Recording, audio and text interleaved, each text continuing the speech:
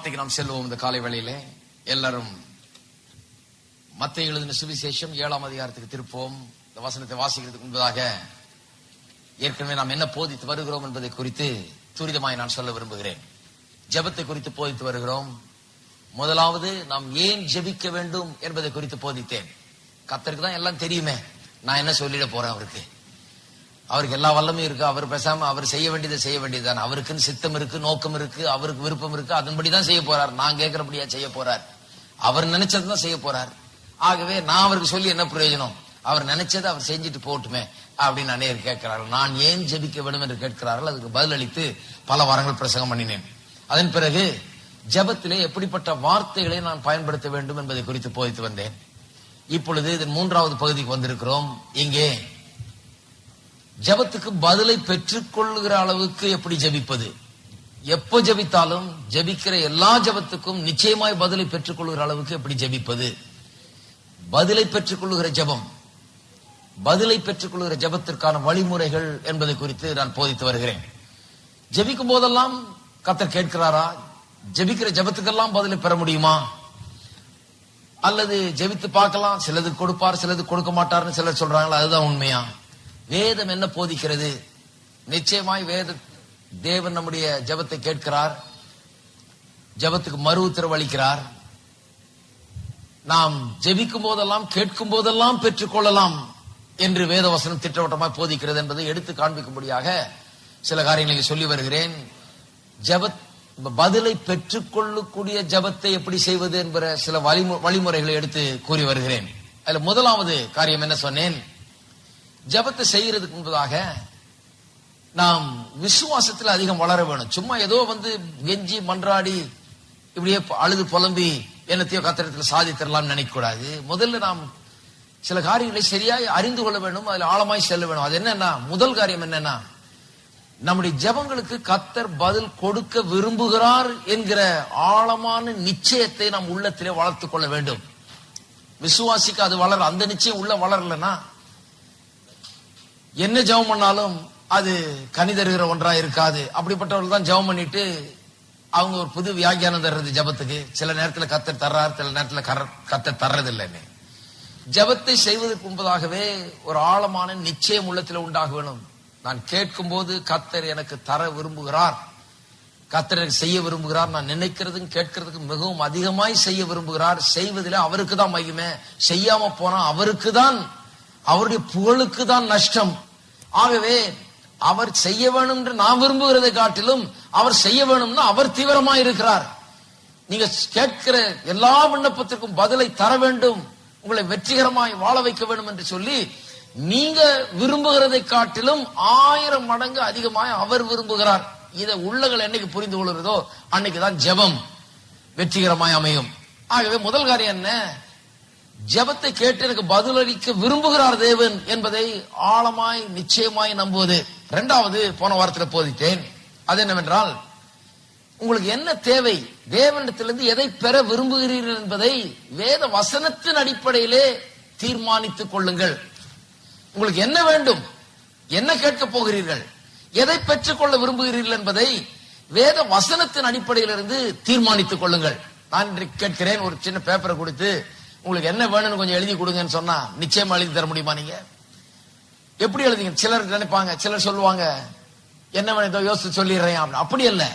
என்ன வேண்டும் என்பதை தேவனுடைய வார்த்தையை வாசித்து, தேவன் எனக்காக என்ன வைத்திருக்கிறார், தேவனுடைய விருப்பம் என்ன, தேவனுடைய நோக்கம் என்ன, நான் எப்படி இருக்க வேண்டும் என்று தேவன் விரும்புகிறார், என்னுடைய ஆவி, ஆத்மா, சரீரம், குடும்பம், பொருளாதாரம், இப்படி பல்வேறு என்னுடைய வாழ்க்கையின் அம்சங்களை குறித்து தேவனுடைய நோக்கம் என்ன, விருப்பம் என்ன, நான் எப்படி இருக்க வேண்டும் என்று அவர் விரும்புகிறார் என்பதை இதிலிருந்து கற்றுக்கொண்டு அதன் விளைவாக நமக்குள்ள சில ஆசைகள் உண்டாகிறது. நான் இப்படி இருக்க விரும்புகிறேன், அப்படி இருக்க விரும்புகிறேன், இது எனக்கு தேவை, அது எனக்கு தேவை, நான் அப்படி இருக்கணும், இப்படி இருக்கணும், இதுல வெற்றிகரமா இருக்கணும், அதுல வெற்றிகரமா இருக்கணும், அப்படி சில ஆசைகள் இதிலிருந்து எழும்ப வேண்டும். அதான் போன வாரத்தில் போதித்தேன். நான் ஏதோ உள்ளத்துல எல்லாருக்கும் தான் ஆசைகள் இருக்கிறது. ஆனால் வேத வசனத்திலிருந்து, தேவனுடைய வாக்கு தத்தங்கள்ல இருந்து நம்முடைய ஆசைகளை நாம் வளர்த்துக் கொள்ள வேண்டும்.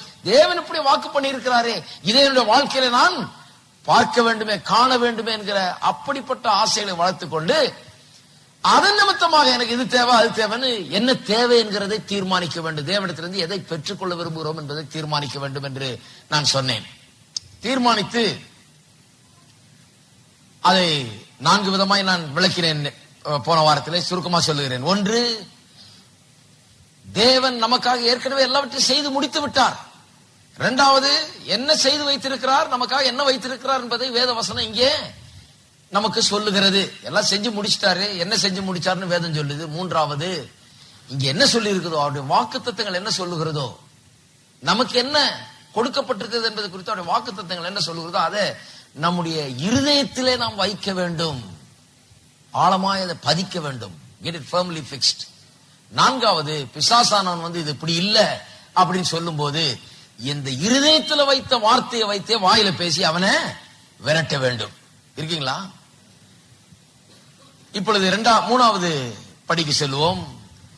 ஜெபத்தை செய்யும் போது செய்கிற ஒவ்வொரு விண்ணப்பத்தையும் பெற்றுக்கொள்ளக்கூடிய அளவுக்கு எப்படி ஜெபிக்கிறது என்பதை குறித்த 3வது குறிப்பு.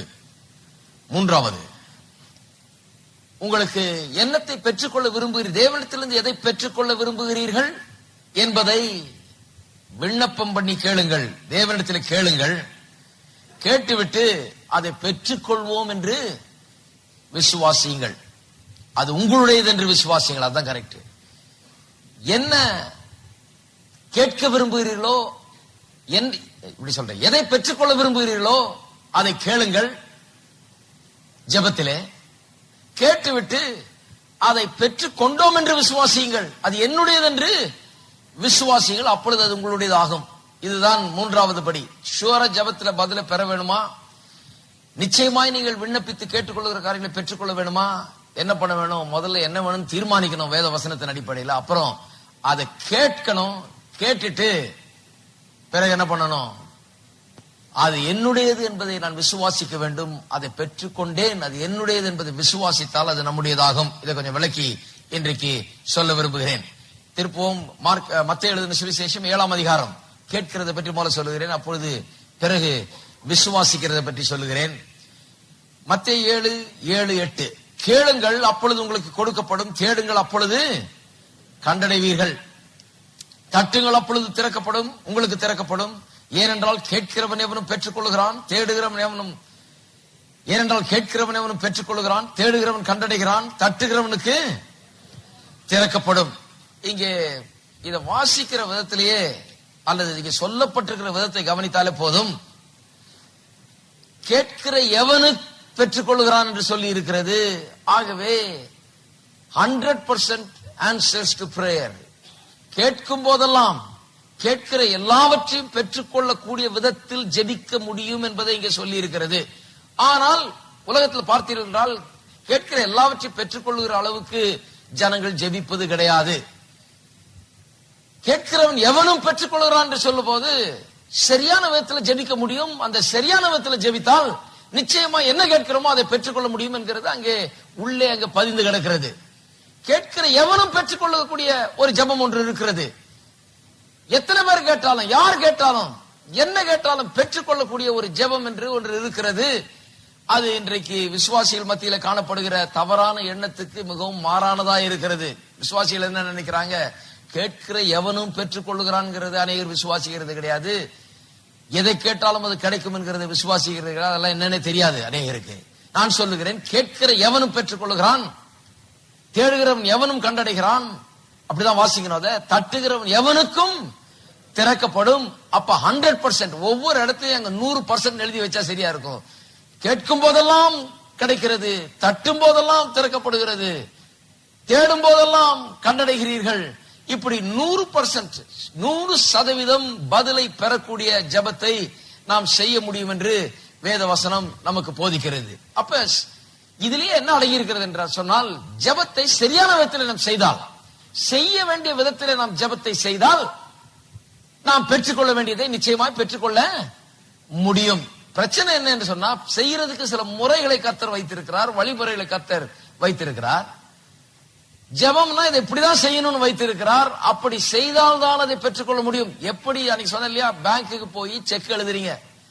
செக் எழுதும் போது நீங்க எப்படி வேணா எழுத முடியாது. ஏதோ ஒரு பேப்பர்ல எழுதி 100 ரூபாய் இவர் கொடுத்து அனுப்புங்கன்னு எழுதினா பேங்க்ல ஒண்ணு கொடுத்துட மாட்டாங்க. உங்களுக்கு 10 லட்சம் ரூபாய் இருந்தா கூட ஒரு 100 நயா பைசா கூட கொடுக்க மாட்டாங்க. ஒரு பேப்பர்ல எழுதி அனுப்பிச்சீங்கன்னா, அதே அவங்க கொடுக்கிற செக்ல எழுதினீங்கன்னா, அவங்க சொல்ற முறைப்படி எழுதினீங்கன்னா, அவங்களை திருப்திப்படுத்துற விதத்துல அவர்கள் எப்படி வழிமுறை வகுத்து வச்சிருக்காங்களோ அதன்படி எழுதினீங்கன்னா தான் அவங்க நீங்க அங்க போட்டு வச்சிருக்கிற ஒவ்வொரு காசையும் உங்களுக்கு திருப்பி தர அவர்கள் கடமைப்பட்டிருக்கிறார்கள். இருக்கீங்களா? அப்ப ஒரு முறைன்னு ஒன்று இருக்குது. ஜெபத்திலையும் ஜெபிக்கிறதுனா இப்படிதான் ஜெபிக்க வேண்டும் என்று சொல்லி கர்த்தர் வைத்திருக்கிறார். இப்படி ஜெபித்தால் தான் கிடைக்கும் என்று வேதவசனம் திட்டவட்டமா போதிக்கிறது. உதாரணத்துக்கு சொல்றேன், நீங்கள் எதையாகிலும் அவருடைய சித்தத்தின்படி கேட்டால் அதை பெற்றுக் கொள்வோம் என்று அவர் நமக்கு செவி கொடுக்கிறார் என்று அறிந்திருக்கிறோம். அதை பெற்றுக் கொள்வோம் என்கிற நிச்சயம் நமக்கு உண்டாயிருக்கிறது என்று வேதம் போதிக்கிறது. அப்ப அது ஒரு ரூல் பாருங்க. அவருடைய சித்தத்தின்படி கேட்டால், எதையாகிலும் அவருடைய சித்தத்தின்படி கேட்டால். இன்னொன்னு இருக்குது, யோவான் எழுதின சுவிசேஷம் 15ஆம் அதிகாரம் 7ஆம் வசனத்துல என்ன சொல்லி, நீங்கள் என்னிலும் என் வார்த்தைகள் உங்களிலும் நிலைத்திருந்தால் நீங்கள் கேட்டுக்கொள்கிறது எதுவோ அது உங்களுக்கு செய்யப்படும். அங்க ரூல் என்ன? நாம் அவர்ல நிலைத்திருக்கணும், அவருடைய வார்த்தை நம்மிலே நிலைத்திருக்க முடியும். அப்ப அவருடைய வார்த்தை நமக்குள் நிலைத்திருந்தால், அவருடைய வார்த்தை நமக்கு என்னவெல்லாம் நல்லது என்பதை போதிக்கிறது தான் அவருடைய வார்த்தை. நமக்கு என்னவெல்லாம் தேவன் வைத்திருக்கிறார், பெற்று தந்திருக்கிறார் என்பதை நமக்கு சொல்லுவதுதான் அவருடைய வார்த்தை. நமக்கு நல்லது எதுன்னு இந்த வார்த்தை சொல்லுகிறது. அந்த வார்த்தை நமக்குள் நிலைத்திருந்தால் நாம் எது நமக்கு நல்லது என்று அவர் சொல்லி இருக்கிறாரோ அதை தான் கேட்க போறோம். அப்படி கேட்கும் போது நாம் கேட்டுக்கொள்வது எதுவோ அது நமக்கு கொடுக்கப்படுகிறது. அப்ப பெற்றுக்கொள்ளுகிற விதத்துல ஜெபிக்கிறதுக்கு சில ரூல்ஸ் இருக்குது. அதன்படி செய்தால், சித்தத்தின்படி ஜெபித்தால், சித்தத்தின்படி கேட்டால், எதை கேட்கிறோமோ அதுக்கு அவர் செவி கொடுக்கிறார். அதை நாம் பெற்றுக்கொள்வோம் என்கிற நிச்சயம் நமக்கு உண்டாயிருக்கிறது. அவருடைய வார்த்தை நமக்குள்ள தங்கி இருக்கும் போது அந்த ஒரு நிலையிலிருந்து ஜெபித்தால் நிச்சயமாக நாம் எல்லாம் கேட்டுக்கொள்கிற எல்லாம் நமக்கு செய்யப்படும். இப்படி சில ரூல்ஸ் இருக்கிறது. அதன்படி செய்தால்தான் நாம் பதிலை பெற்றுக்கொள்ள முடியும். சரி, இப்பொழுது மார்க் 11ஆம் அதிகாரத்துக்கு திருப்போம். அங்கே 23, 24 வசனங்களை வாசிக்கிறேன். ஏற்கனவே பல முறை இந்த வசனங்களை வாசித்து பல்வேறு காரியங்களை சொல்லி இருக்கிறேன். ஆனால் வேத வசனத்தை நாம் ஒருபோதும் கொஞ்சம் பார்த்த உடனே முடிஞ்சிருச்சுன்னு யோசிக்க கூடாது. எத்தனையோ வாரம் சொல்லியாச்சு, இதை இன்னும் என்ன இருக்குது இதுல அப்படின்னு யோசிக்கிற மட்டும் கூடாது. நானும் எத்தனையோ வருஷமா இதை பிரசங்கித்து கொண்டு வருகிறேன், இதை படித்து கொண்டு வருகிறேன். எனக்கே இதை இன்னும் படித்து முடியல. இன்னும் இதுல அவ்வளவு ஆழமான கருத்துக்கள் அடங்கி இருக்குது. இன்றைக்கு நாம் பார்க்காத ஒன்றை நான் எடுத்து சொல்ல போறேன். கடந்த சில வாரங்களாக இந்த வசனங்கள் குறித்து அநேக காரியங்களை சொன்னேன். ஆனால் ஒரு காரியத்தை இன்றைக்கு நான் வலியுறுத்த விரும்புகிறேன்.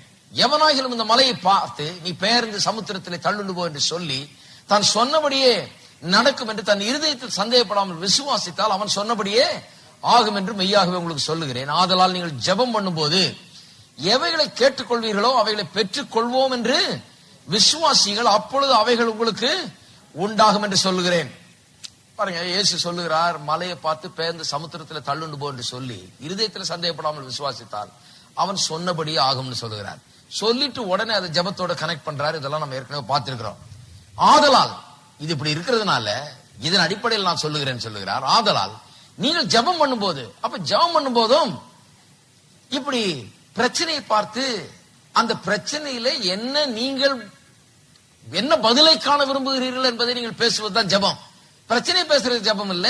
நிறைய பேர் சொல்றாங்க, என் பிரச்சனை ஆண்டவருக்கு தெரியாதா? ஆண்டவருக்கு தெரியும், அதனாலதான் பிரச்சனை பேசாதீங்க. நீங்கள் என்ன விரும்புகிறீர்களோ அதை பேசுங்கள். மலை இருக்குதுன்னு ஆண்டவருக்கு இன்ஃபார்ம் பண்ண வேணாம். மலை இருக்குதுன்னு ஆண்டவருக்கு தெரியும். உங்களை விட அதிகமா அவருக்கு தெரியும். எந்தெந்த மலையை எங்க வச்சாருன்னு அவருக்கு தெரியும். அப்ப மலை இருக்கிறதுங்கிறது ஒரு பெரிய ஜபம் இல்ல. ஆண்டவரே இவ்வளவு பெரிய மலை இருக்குது, அவ்வளவு பெரிய மலை இருக்குது, இப்படி இருக்குது, அப்படி இருக்குது அப்படின்னு சொல்றது பெரிய ஜபம் அல்ல.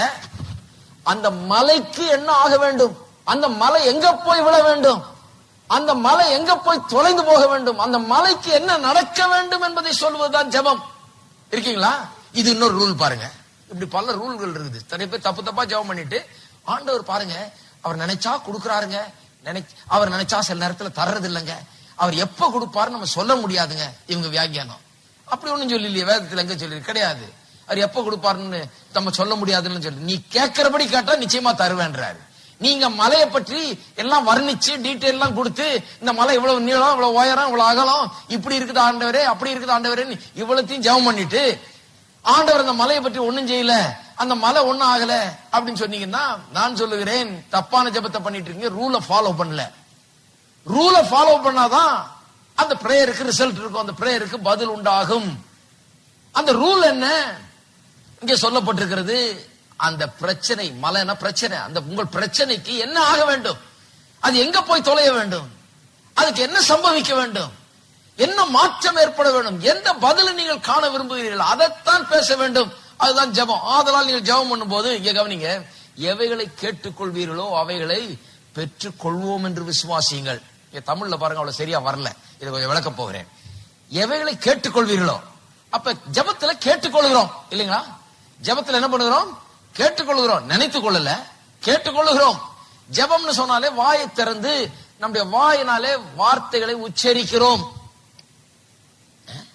வாயினால வார்த்தைகளை உச்சரிக்கிறோம். கர்த்தரிடத்திலே சொல்லுகிறோம் சில காரியங்களை, நம்முடைய பிரச்சனை நோக்கி பேசுகிறோம் சில காரியங்களை, என்ன ஆக வேண்டும் என்று சொல்லி. வாயை மூடிட்டு ஜெபம் பண்ண முடியாது. அதனால தான் அன்னைக்கு சொன்னேன், சைலண்ட் பிரேயர்னு ஒன்னும் கிடையாது. சிலர் வந்து ஜெபிக்கும்படியா கேட்கும் போது சொல்லுவாங்க, நான் பார்த்திருக்கிறேன், ஆங்கிலம் பேசுகிறவர்கள் இப்படி சொல்லுவாங்க, I have a silent request. அப்படின்னா நான் என்ன வேணும்னு உங்களுக்கு சொல்ல மாட்டேன், இருந்தாலும் நீங்க ஜெபம் பண்ணுங்க. எனக்குள்ள அது இருக்குது, ஆனா நான் உங்களுக்கு சொல்ல மாட்டேன், ஆனா எனக்காக ஜெபம் பண்ணுங்க. I have an unspoken request. சில எல்லாம் சொல்லுவாங்க பாருங்க, அமெரிக்கால சொல்லுவாங்க, I have an unspoken request brother, you pray for me. நான் சொல்றது, you will have unspoken answer also. பதிலும் அன்ஸ்போக்கனா தான் போயிடும். என்ன ரிக்வெஸ்ட், என்ன தேவைன்றத பேசணும். ஆகதான் சொல்றாரு, மலையை பார்த்து நீ பெயர்ந்து சமுத்திரத்தில் தள்ளுண்டு போ என்று சொல்லி, இது அன்ஸ்போக்கனா வச்சிட்டு இருக்க கூடாது. அந்த மலைக்கு என்ன சம்பவிக்க வேண்டும் என்கிறத சொல்லாம பேசாம இருந்துடக்கூடாது, சொல்லி. அதனால்தான் ஆதலால் நீங்கள் ஜெபம் பண்ணும் போது நீங்கள் எவைகளை கேட்டுக்கொள்வீர்களோ, அங்க சொல்றது இருக்குது, கேட்டுக்கொள்வீர்களோ அவைகளை பெற்றுக் கொள்வோம் என்று விசுவாசிகள். அங்கதான் பிரச்சனை பாருங்க. பெற்றுக் கொள்வோம்னு சொன்னா என்ன ஆயிடுது? நான் இன்னைக்கு கேட்டுட்டேன், இதை ஒரு நாள் பெற்றுக்கொள்ள போகிறேன் என்று விசுவாசிக்கிறதாகிவிடும். அது அப்படி அல்ல என்பதை நான் எடுத்து காண்பிக்க விரும்புகிறேன்.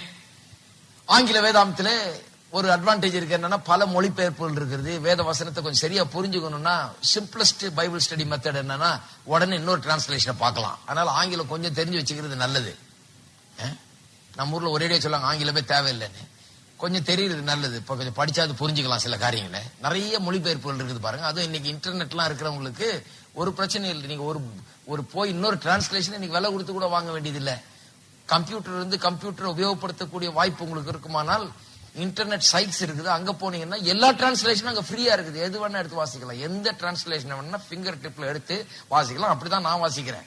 எல்லா டிரான்ஸ்லேஷனும் உடனே என்கிட்ட கிடையாது. நிறைய டிரான்ஸ்லேஷன் இருக்குது, ஆனா எல்லா டிரான்ஸ்லேஷனும் கிடையாது. ஆனா எந்த டிரான்ஸ்லேஷன் வேணாலும் எடுத்து வாசிக்க முடியும் இன்டர்நெட்ல போய்.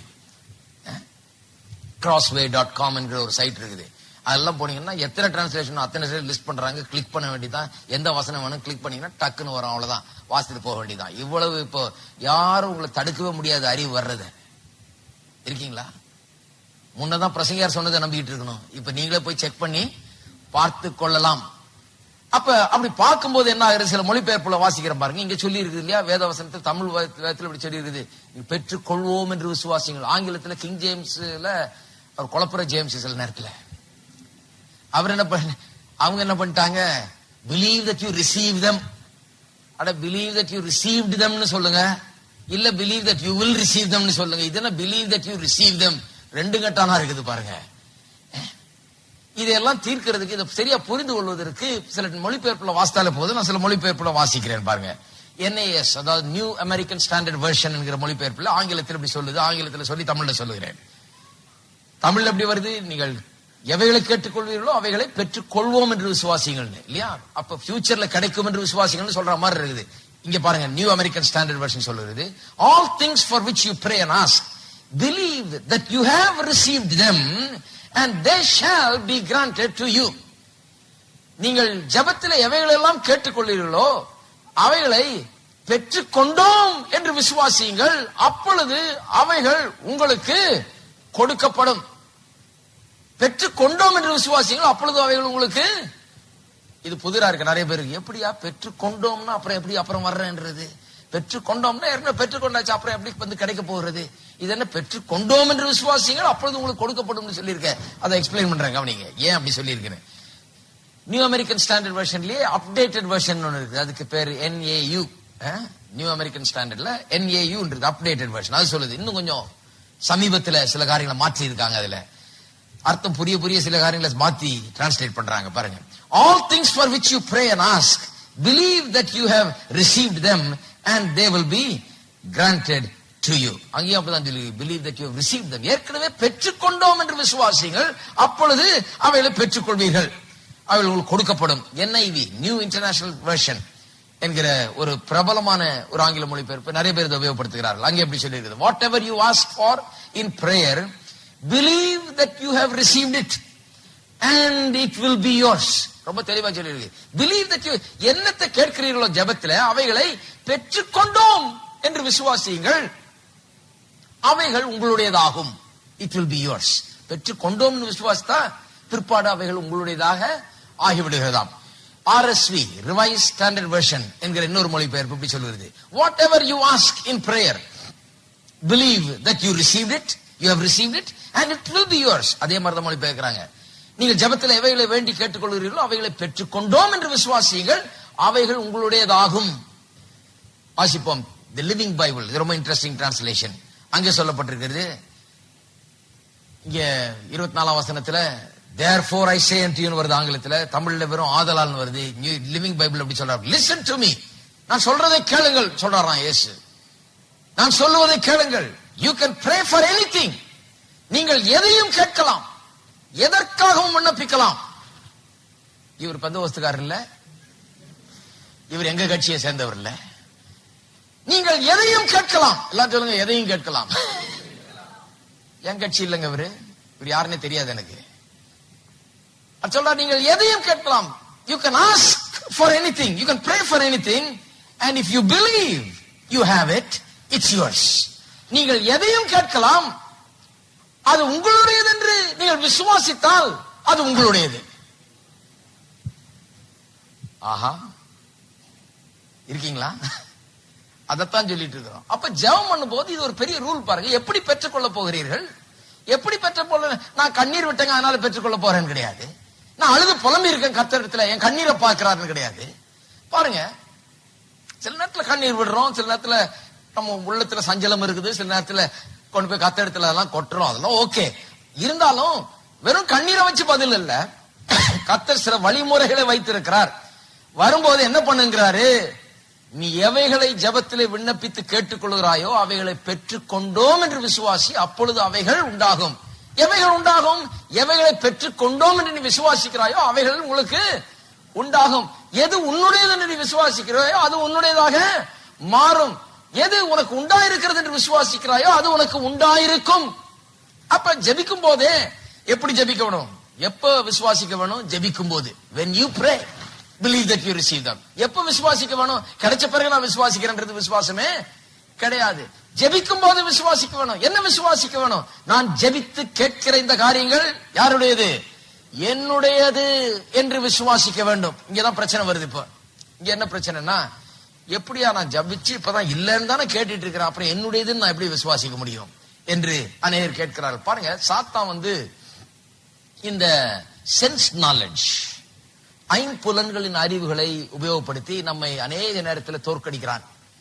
சாத்தான் ஒரு பெரிய சக்தின்னு சொல்ல முடியாது, ஆனா இந்த மாதிரிதான் இந்த சின்ன சின்ன ஏமாத்து வேலையில பண்ணிட்டு இருக்கிறவன். அவன் என்ன சொல்லுகிறான், பாரு நீ ஜெபம் பண்ண என்ன ஆச்சு, ஒன்னும் கிடைக்கவே இல்லை. அவர் ஜெபம் பண்ணாரு, இவர் ஜெபம் பண்ணாரு, அங்க போய் ஜெபம் பண்ண, இங்க ஜெபம் பண்ண, இப்படி ஜெபம் பண்ண, அப்படி ஜெபம், உனக்கு என்ன ஆச்சு? கடைசியில ஒண்ணுமே இல்ல. ஜெபம் பண்ணது உனக்கு கிடைச்சதா? இல்ல. பாரு, ஐம்புலன்கள்னா என்ன? கண்ணு, மூக்கு, காது, வாயில ருசி, கையில தொட்டு பாக்குறது, இந்த ஐம்புலன்கள் இல்லையா? இந்த ஐம்புலன்களின் அறிவு பார்த்தால்தான் எனக்கு இருக்குதுன்னு நம்புறது, ருசித்தால்தான் அது இருக்குதுன்னு நம்புறது, தொட்டு பார்த்தால்தான் அது இருக்கிறதுங்கிற நம்புறது, காதுல கேட்டாதான் இருக்குது நம்புறது. இப்படி ஐம்புலன்கள்னால் சில காரியங்களை அறிந்து கொள்வது அது ஓகே. ஐம்புலன்களின் அறிவு கர்த்தர் நமக்கு கொடுத்திருக்கிறார். எதுக்கு கொடுத்திருக்கிறார்? ரோட்ல போகும்போது பார்த்து போங்க, ஜெபம் பண்ணிட்டே போகாதீங்க கண்ணை மூடிட்டு. ரோட்ல போகும்போது கண்ணை திறந்து வச்சு, கண்ணை வந்து கர்த்தர் ரோட்ல போறதுக்கு கொடுத்திருக்கிறாரு. கண்ணை திறந்து பார்த்து இந்த பக்கம் என்ன வருது அந்த பக்கம் என்ன வருது நாலா பக்கமும் பார்க்கணும். இன்னும் 2 இருந்தா கூட நல்லா தான் இருந்திருக்கும் நினைக்கிறேன். பின்னால கூட நம்ம ஊர்ல எந்த பக்கத்துல இருந்து வருவாங்கன்னு சொல்ல முடியாது. கண்ணு தேவைப்படுது. கண்ணை நல்லா திறந்து வச்சு போகணும். கண்ணுல பாக்குறத நம்புங்க, காதுல ஆண் அடிச்சா அதை நம்புங்க. கரெக்ட். ஐம்புலன்கள் அறிவு அவசியம். ஆனா அதோட வச்சுக்கோங்க ஐம்புலன் அறிவை. இங்க வரும்போது கர்த்தரோடு இடைப்படுகிற வேளையிலே கர்த்தருடைய காரியங்கள்ல வரும்போது இன்னொரு விதமான அறிவு அவசியமா இருக்கிறது. அது என்ன? Revelation knowledge. ரெவலேஷன் நாலேஜ் என்று சொன்னா வெளிப்பாட்டின் அறிவு. வெளிப்பாட்டின் அறிவு என்றால் என்ன? இது நம்முடைய மூளைக்கு போகிற அறிவு இல்ல, ஐம்புலன் அறிவு மூளைக்கு போகிறது. இப்ப நான் ஒன்னு தொடர்றேன், சூடா இருக்குதுன்ற இன்ஃபர்மேஷன் என்ன ஆகுது? என் கையில தொட்ட உடனே அந்த இன்ஃபர்மேஷன் நேரம் எங்க போகுது? என்னுடைய மூளைக்கு தான் போகுது. ஐம்புலன்களின் அறிவுகள் எல்லாம் என்னுடைய மூளைக்கு தான் செல்லுகிறது. என்னுடைய மூளையோட தான் கம்யூனிகேட் பண்ணுது. அது இதை பார்த்த உடனே எனக்கு என்ன பார்த்தேங்கிறது மூளைக்கு தான் எட்டுகிறது. தொட்ட உடனே என்ன தொட்டங்கிறது, குளிரா வெயிலாங்கிறது எனக்கு மூளைக்கு தான் எட்டுகிறது. ஆனால் வெளிப்பாட்டின் அறிவு என்கிறது என்னுடைய மூளைக்கல்ல, என்னுடைய மூளையை விட என்ன ஆழமாக என்னுடைய இருதயத்திலே, என்னுடைய ஆவியிலே போய் எட்டுகிறது. அதுதான் ரெவலேஷன் நாலேஜ், வெளிப்படுத்தலின் அறிவு. அப்ப கர்த்தருடைய காரியங்கள்ல வெறும் மூளை கட்டின காரியங்களை வச்சு நம்ம ஆபரேட் பண்ண முடியாது. அப்ப சாத்தான் நம்மளை தோற்கடித்து விடுவான் பாருங்க. இது இந்த மாதிரி ஒரு காரியத்தை புரிந்து கொள்ளவில்லை என்றால் அவன் விசுவாசிகளை தோற்கடிக்கிறது சுலபமாயிடுது. ஏன்னு சொன்னா, பாரு உனக்கு என்ன ஆச்சு, ஜெபம் பண்ண கிடைக்கலையே அப்படின்னு என்கிட்ட பிசாசானவன் ஜெபம் பண்ணியே கிடைக்கலையேன்னு சொன்னா நான் என்ன சொல்லுவேன்? வேத வசனத்திலே தேவன் வாக்கு பண்ணி இருக்கிறார், பிசாசானவனே அது என்னுடையது என்று வேதம் சொல்லுகிறது. இயேசு சொல்லி இருக்கிறார், தேவனுடைய வார்த்தை சொல்லுகிறது, மாறாத தேவன் சொல்லி இருக்கிறார். அவர் என்னுடையதுன்னு சொல்லியிருந்தார், அது என்னுடையதுதான். அப்படிப்பட்ட ஆளை பிசாசை தோற்கடிக்கவே முடியாது பாருங்க. அப்ப வேத வசனம் வரும்போது, கர்த்தருடைய காரியங்கள் வரும்போது ஐம்புலன்கள் அறிவில் ஆபரேட் பண்ணக்கூடாது, வெளிப்பாட்டின் அறிவில் ஆபரேட் பண்ண வேண்டும். பிசாசு சொல்றான், பாரு ஒண்ணு இல்லைன்னு, நான் சொல்லுகிறேன் இது என்னுடையது என்று நான் சொல்லுகிறேன். பாருங்க, இன்னும் கொஞ்சம் ஆழமா பார்ப்போம். எபேசியர் 1ஆம் அதிகாரத்துக்கு திருப்போம். எபேசியர் 1. இது ரொம்ப ஒரு சுவாரஸ்யமான ஒரு காரியம், மிகவும் முக்கியமான ஒரு காரியம் கற்றுக்கொள்வது. எபேசியர் 1:3. நம்முடைய கர்த்தராகிய இயேசு கிறிஸ்துவின் பிதாவாகிய தேவனுக்கு ஸ்தோத்திரம். அவர் கிறிஸ்துவுக்குள் உன்னதங்களிலே ஆவிக்குரிய சகல ஆசீர்வாதத்தினாலும் நம்மை ஆசீர்வதித்திருக்கிறார். எல்லாம் சொல்லுங்க, ஆசீர்வதித்திருக்கிறார். ஆசீர்வதிப்பார்னு சொல்லல, எல்லா சகல ஆசீர்வாதத்தாலும் நம்மை ஆசீர்வதித்திருக்கிறார். கிறிஸ்துவை என்னைக்கு அனுப்பினாரோ, கிறிஸ்து என்னைக்கு சிலுவையில மரித்தாரோ, என்னைக்கு அவர் ரத்தம் சிந்தினாரோ, பாடுபட்டாரோ, உயிர் தெழுந்தாரோ, அன்றையிலிருந்து தேவன் எல்லா ஆசீர்வாதத்தாலும் நம்மை ஆசீர்வதித்திருக்கிறார். ஏற்கனவே நடந்து முடிந்த ஒரு காரியத்தை சொல்லுகிறது. எதிர்காலத்தில் நடக்க போறதல்ல, இப்ப நடந்துகிட்டு இருக்கிறது அல்ல, ஏற்கனவே நடந்து முடிந்த ஒன்று. ஏற்கனவே ஆசீர்வதித்திருக்கிறார் என்று சொல்லி இருக்கிறது. ஆனால் என்ன சொல்லி இருக்கிறது? ஆவிக்குரிய சகல ஆசீர்வாதத்தினாலும் நம்மை ஆசீர்வதித்திருக்கிறார். இங்கதான் பிரச்சனை. எல்லா ஆசீர்வாதத்தினாலும் ஆசீர்வதித்திருக்கிறார்னு சொல்லி எனக்கு சாப்பாட்டை கொடுத்து, துணிமணியை கொடுத்து, எனக்கு வேண்டிய பணத்தை கொடுத்து, எனக்கு வேலையை கொடுத்து, எனக்கு தொழிலை கொடுத்து, எனக்கு வேண்டிய எல்லாவற்றையும் கொடுத்து அப்படி ஆசீர்வதித்திருக்கிறார்னு சொல்லி இருந்தா ரொம்ப சிம்பிளா முடிஞ்சிருக்கும். ஆஹா கர்த்தருக்கு ஸ்தோத்திரம், துணிமணி சாப்பாடு எல்லாத்தையும் கொடுத்து ஆசீர்வதித்திருக்காருன்னு சொல்லலாம். ஆனால் அப்படி சொல்லல, சகலவித ஆவிக்குரிய ஆசீர்வாதங்களாலும் நம்மை ஆசீர்வதித்திருக்கிறார். அப்ப என்ன ஆகிறது? சரியா, ஆவிக்குரிய ஆசீர்வாதத்தினால ஆசீர்வதித்திருக்கிறார் இருக்குது. ஆனா எனக்கு சாப்பாடு தேவை, எனக்கு வேலை தேவை, எனக்கு பணம் தேவை, எனக்கு வீடு தேவை, எனக்கு உடுத்த உடை தேவை, என்னுடைய பிரச்சனைகள் தீர வேண்டும். எல்லாம் ஆவிக்குரிய ஆசீர்வாதத்தினால ஆசீர்வதித்த என்ன பிரயோஜனம்? எனக்கு இவ்வளவு தேவைகள் இருக்கிறது என்று அநேகர் இன்றைக்கு கேட்கிறார்கள்.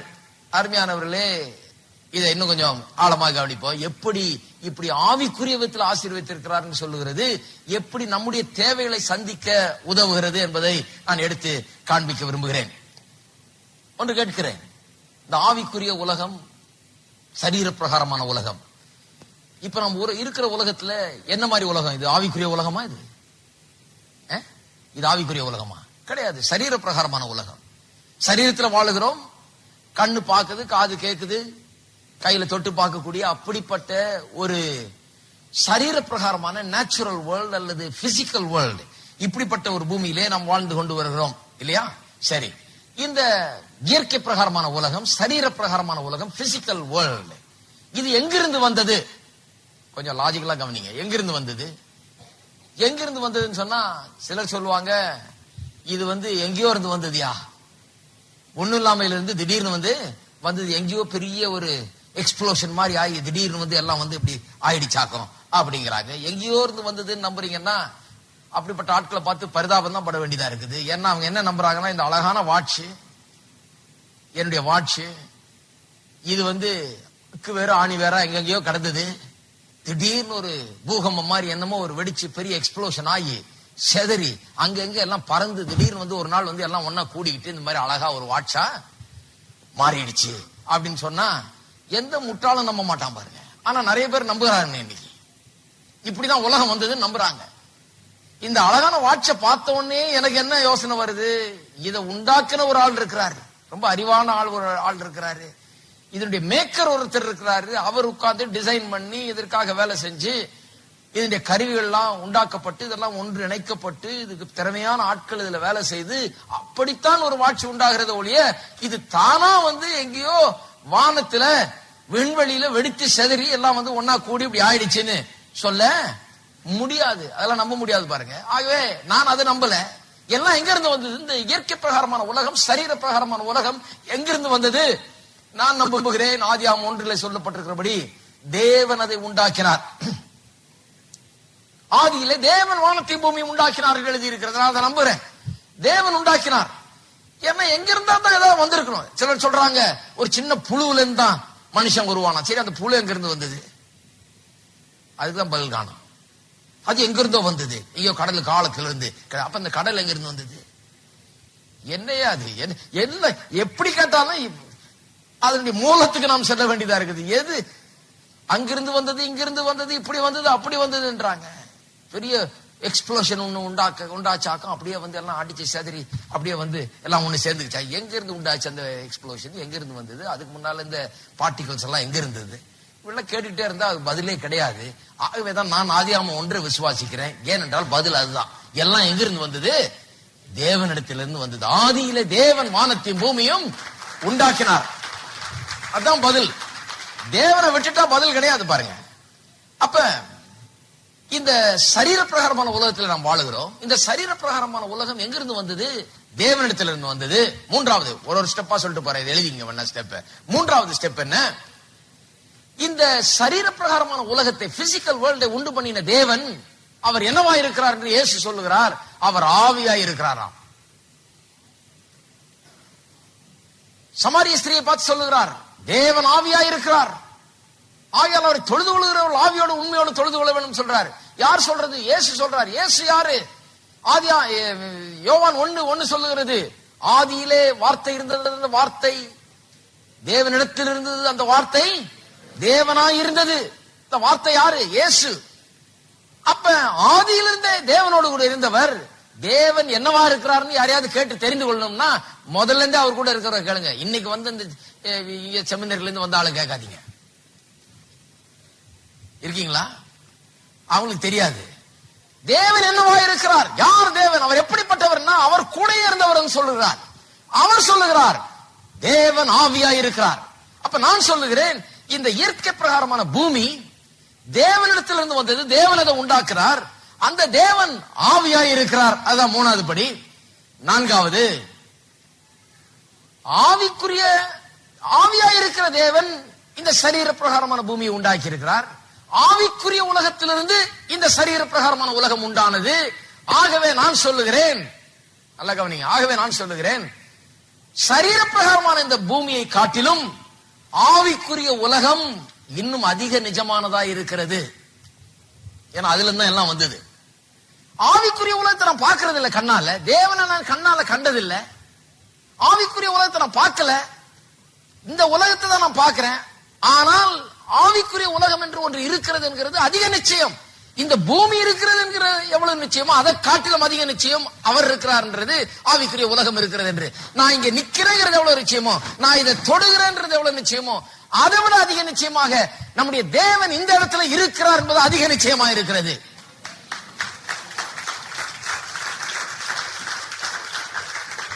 அதான் 2 கொரிந்தியர் 3 அதிகாரத்தில் வாசிக்கிறோம். அநித்தியமானவைகள் நித்தியமானவைகள் என்று. வித்தியாசப்படுத்தி சொல்லுகிறார் அப்போஸ்தலனாகிய பவுல்.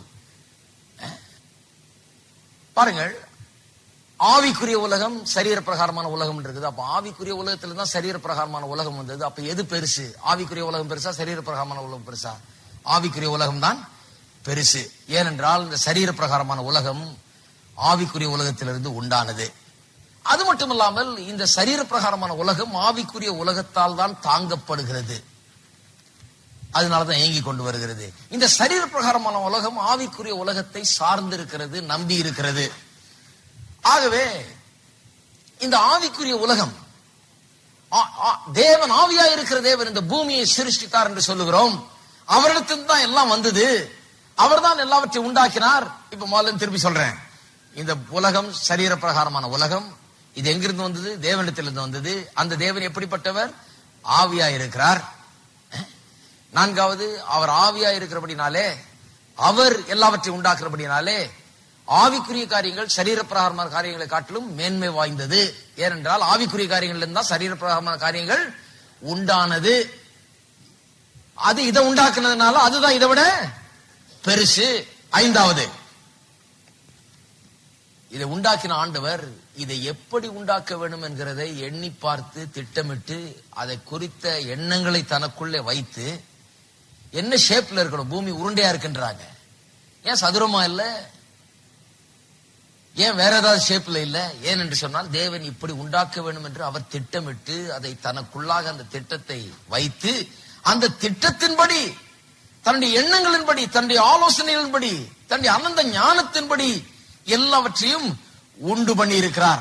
ஆகவேதான் எல்லாம் ஒரு ஆர்டர்லியா இருக்குது, எல்லாம் ஒரு ஒழுங்கா இருக்கிறது, நன்றா இருக்கிறது, சிறப்பாக இயங்குகிறது. ஏனென்றால் தேவன் திட்டமிட்டு செயலாற்றி இருக்கிறார். திட்டமிட்டு எது எது எப்படி இருக்க வேண்டும், ஷேப் எப்படி இருக்கணும், ஃபார்ம் எப்படி இருக்க வேண்டும், சப்ஸ்டன்ஸ் எப்படி இருக்க வேண்டும் என்று சொல்லி எல்லாவற்றையும் திட்டமிட்டு செய்திருக்கிறார்.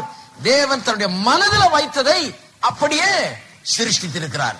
சிருஷ்டிக்கிறதுக்கு முன்னால மனதில் வைத்து பிறகு அதை சிருஷ்டித்தார். எண்ணங்கள் முதல்ல இருந்தது, அப்புறம் சிருஷ்டித்தார். சரி, ஆறாவது நான் சொல்லுகிறேன், நமக்கு தேவையான எல்லாம், இந்த வாழ்க்கைக்கும் நம்முடைய நல்வாழ்வுக்கும் ஆவிக்குரிய ஜீவியத்துக்கும் சரீர பிரகாரமான ஜீவியத்துக்கும் எல்லாவற்றுக்கும் தேவையான எல்லாம் தேவனுக்குள் இருக்கிறது. எல்லாமே அங்கிருந்து தான் வருது, எல்லாம் தேவனுக்குள் இருக்கு. நமக்கு என்னெல்லாம் தேவையோ அதெல்லாம் அவருக்குள் தான் இருக்கிறது. அதைத்தான் எபேசியர் 1:3 வாசிக்கிறோம். கிறிஸ்துவுக்குள் உன்னதங்களிலே ஆவிக்குரிய சகல ஆசீர்வாதத்தினால் நம்மை ஆசீர்வதித்தார். அப்ப நமக்கு என்னவெல்லாம் தேவையோ, நமக்கு சுகம் தேவையா, நமக்கு சட்டை தேவையா, நமக்கு ஷூ தேவையா, நமக்கு அறிவு தேவையா, நமக்கு ஞானம் தேவையா, நமக்கு பலன் தேவையா, நமக்கு என்ன தேவை, நமக்கு தேவையான அனைத்தையும் தேவன் அவருக்குள்ளே வைத்திருக்கிறார். Everything we need for life and godliness is in God. அவருக்குள்ளாக அது இருக்கிறது.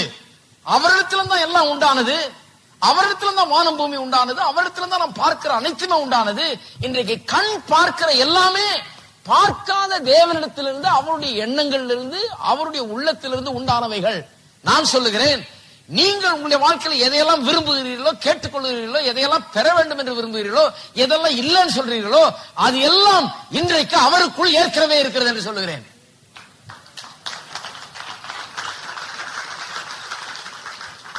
புரிஞ்சிருச்சுன்னு நினைக்கிறேன். இந்த பூமி எல்லாம் உண்டாகிறதுக்கு முன்னாலே பூமி இருந்தது. எங்க இருந்தது? அவருக்குள்ள இருந்தது. இதெல்லாம் உண்டாக்குறதுக்கு முன்னாலே அவர் சொல்லியிருப்பார் இது எப்படி இருக்க போகுதுன்றது அவருக்கு நிச்சயமா சொல்லி, தனக்கு உள்ள இருந்ததுதான் வெளியே கொண்டு வருகிறார். அவர் உள்ள என்ன யோசித்தாரோ அதை தான் உண்டாக்கினார். எல்லாம் அவருக்குள்ள இருந்தது. அவருக்குள்ள இருந்ததுதான் இன்றைக்கு இந்த பார்க்கிற எல்லாம் ஏற்கனவே காணாத தேவனுக்குள் அடங்கி இருந்தது. நான் சொல்லுகிறேன், இன்றைக்கு உங்களுடைய வாழ்க்கையிலே பணம் இல்லைன்றீங்க, அது இல்லைன்றீங்க, இது இல்லைன்றீங்க, நீங்க எதெல்லாம் இல்லைன்றீங்களோ அதெல்லாம் அவருக்குள் இருக்கிறது.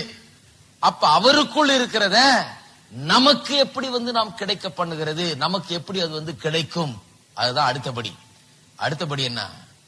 அதை விசுவாசத்தின் மூலமாக நாம் பெற்றுக்கொள்ள வேண்டும். விசுவாசத்தின் மூலமா பெற்றுக்கொள்ளணும். கொஞ்சம் விளக்கம் தேவை. எப்படி விசுவாசத்தின் மூலமா பெற்றுக்கொள்கிறார்? அவர் எப்படி உள்ள இருக்கிறதெல்லாம் வெளியே கொண்டு வந்தார்? நான் சொல்லுகிறேன், எப்படி உள்ள இருக்கிறத வெளியே முதல்ல உள்ள வச்சிருந்தார். உள்ள இருந்ததெல்லாம் எப்படி வெளியே கொண்டு வந்தார்?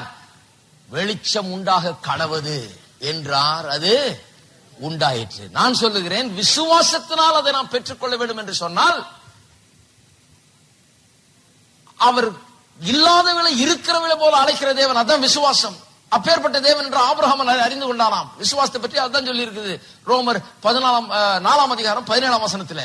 இல்லாதவளை இருக்கிறவளை போல அழைக்கிற தேவன்னா இல்லாத வெளிச்சத்தை இருக்கிற வெளிச்சம் போல அழைக்கிறார்.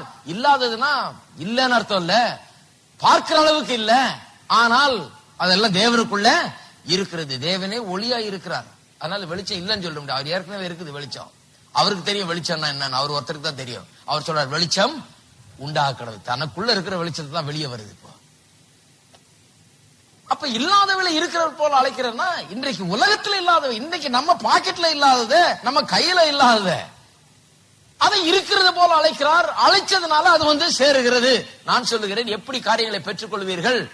எப்படி காரியங்களை பெற்றுக்கொள்வீர்கள் என்றால், ஜபத்திலே பேசி இல்லாதவளை இருக்கிறவளை போல அழைத்து அப்படி விசுவாசித்து அப்படித்தான் பெற்றுக்கொள்ள முடியும். அப்படிதான் தேவன் பண்ணார், அப்படித்தான் நாமும் பண்ண வேண்டும். இருக்கீங்களா? அப்ப எனக்கு வேண்டியதெல்லாம் அவருக்குள்ள இருக்கிறது. அதான் எபேசியர் 1:3 அர்த்தம் அதுதான். கிறிஸ்துவுக்குள் உன்னதங்களிலே ஆவிக்குரிய சகல ஆசீர்வாதத்தினாலும் நம்மை ஆசீர்வதித்திருக்கிறார். அதன் அர்த்தம் என்ன? சிம்பிள் லாங்குவேஜ்ல சொன்ன பண்ணா, எனக்கு வேண்டிய எல்லா ஆசீர்வாதமும் கிறிஸ்துவுக்குள்ளே ஏற்கனவே இருக்கிறது. எனக்கு இல்லாதது ஒன்றுமே இல்ல, எனக்கு குறைவே இல்ல. நான் பிறக்கிறதுக்கு முன்பாகவே, நான் உண்டாவதற்கு முன்பதாகவே, ஆதாம் உண்டாவதற்கு முன்பதாகவே தேவன் என்னை கண்டு கிறிஸ்துவுக்குள்ளாக எல்லா ஆசீர்வாதத்தையும் எனக்கென்று வைத்து விட்டார்.